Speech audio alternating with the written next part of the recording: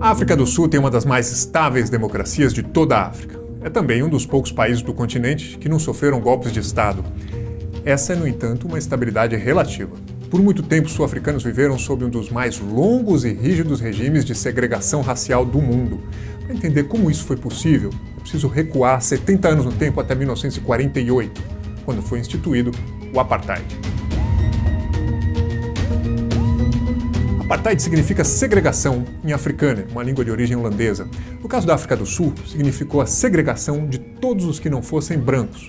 Esse regime racista começou a ser implementado oficialmente no país a partir de 1948. O Partido Nacional venceu a eleição daquele ano. Era um partido formado por homens brancos, descendentes de imigrantes europeus, no sul do continente africano, que eram minoria no país, apenas 20% da população da época. Os negros e mestiços não tinham direito a voto. O primeiro-ministro responsável pela implementação das primeiras políticas institucionais do Apartheid foi Daniel François Malan, um filho de protestantes franceses que haviam imigrado da Europa para o sul da África. Essa presença europeia na África Austral vinha desde pelo menos o século XV, quando navegantes portugueses buscavam a rota marítima para o Oriente, contornando o Cabo das Tormentas ou o Cabo da Boa Esperança. Ao longo dos anos seguintes, franceses, holandeses e britânicos se estabeleceram ali em sucessivas ondas migratórias. O Reino Unido incorporou a África do Sul aos domínios da coroa em 1806. A independência só viria em 1909 e a soberania total em 1931. Ao longo de todo esse período, esses imigrantes europeus e seus descendentes, nascidos na África do Sul, editaram uma porção de normas racistas, restringindo o direito dos negros e dos mestiços ao livre deslocamento, à propriedade de terras e ao direito de votar.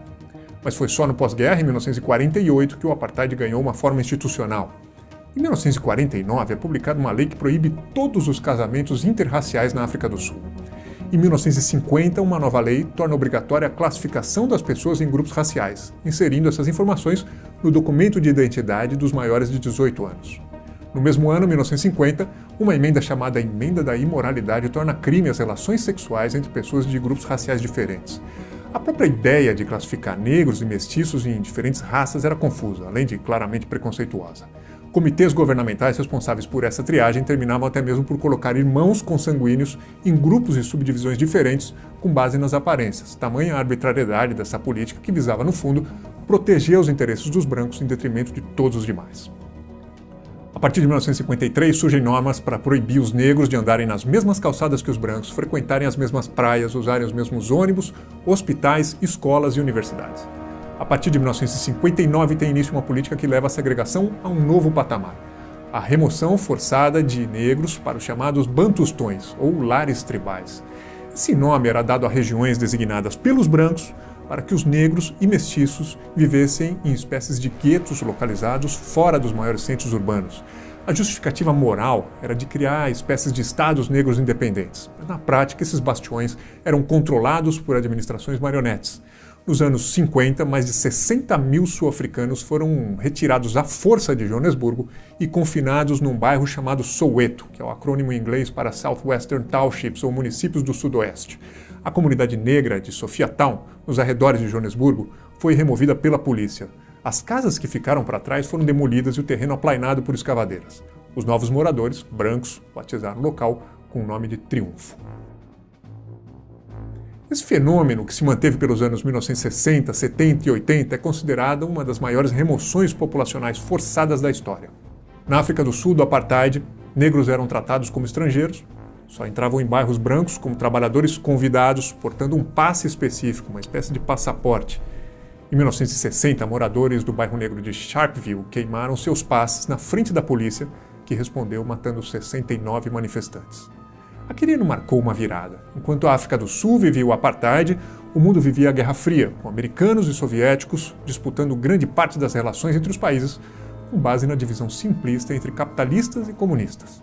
Temendo que os movimentos de resistência dos negros sul-africanos pendessem para o lado dos soviéticos, muitas potências ocidentais, sobretudo o Reino Unido e os Estados Unidos, toleraram o Apartheid. Mas isso começou a mudar com o crescimento do movimento por direitos civis nos Estados Unidos e com os massacres que ocorriam na África do Sul.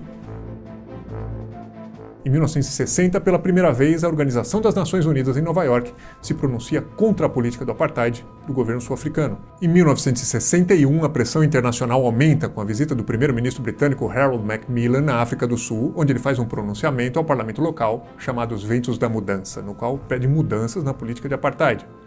Porém, nenhuma dessas pressões externas teria um efeito se não fosse a luta dos próprios negros sul-africanos, e entre eles, um em especial: Nelson Mandela.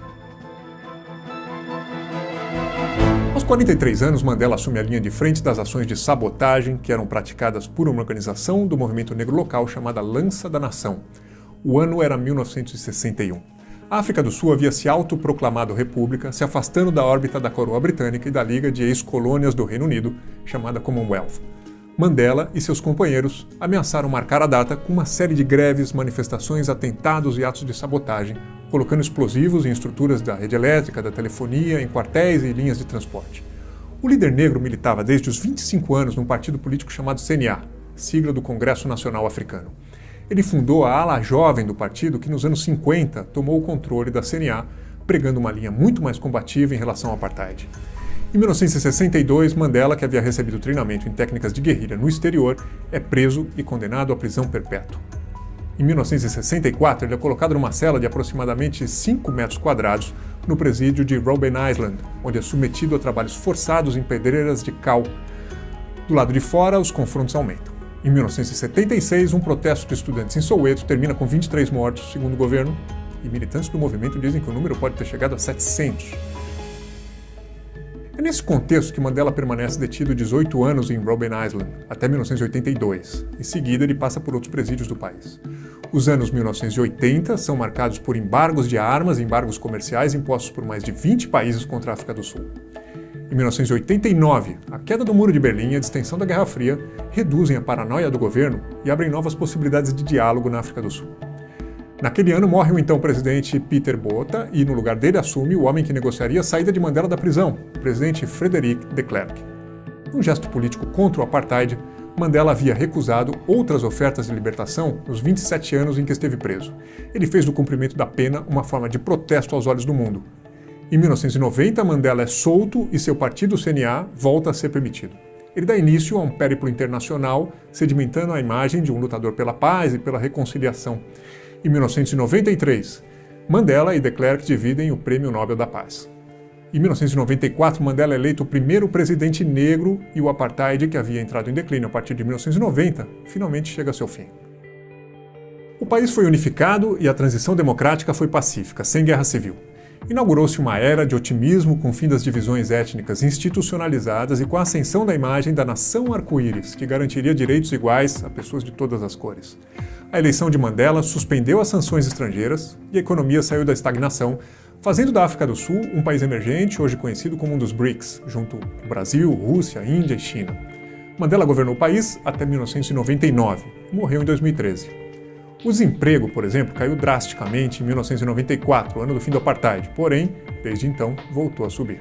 Depois de Mandela, outros 3 líderes do movimento, companheiros de Mandela, ocuparam a presidência, mantendo o poder sempre nas mãos do CNA, o Congresso Nacional Africano. O mais recente dos 3, Jacob Zuma, acabou renunciando em fevereiro de 2018, quando o apartheid completou exatamente 70 anos. Zuma foi acusado de envolvimento em casos de corrupção. A história revolucionária do CNA, o partido de Mandela, passou desde então a se fundir com acusações de desvios de recursos e outros crimes. O ciclo de luta contra o apartheid estava encerrado, mas isso não foi suficiente para acabar com os graves problemas sociais e econômicos do país. A desigualdade e o desemprego, que atinge principalmente a população negra, assolam a África do Sul, mais de 2 décadas depois do fim do regime segregacionista. O país é líder no ranking de desigualdade de renda entre ricos e pobres. A África do Sul do século XXI é um exemplo de luta contra o racismo e um exemplo de reconciliação. Porém, permanece adiante o desafio comum a tantos outros países africanos, o de conciliar democracia, respeito aos direitos humanos e crescimento econômico para todos.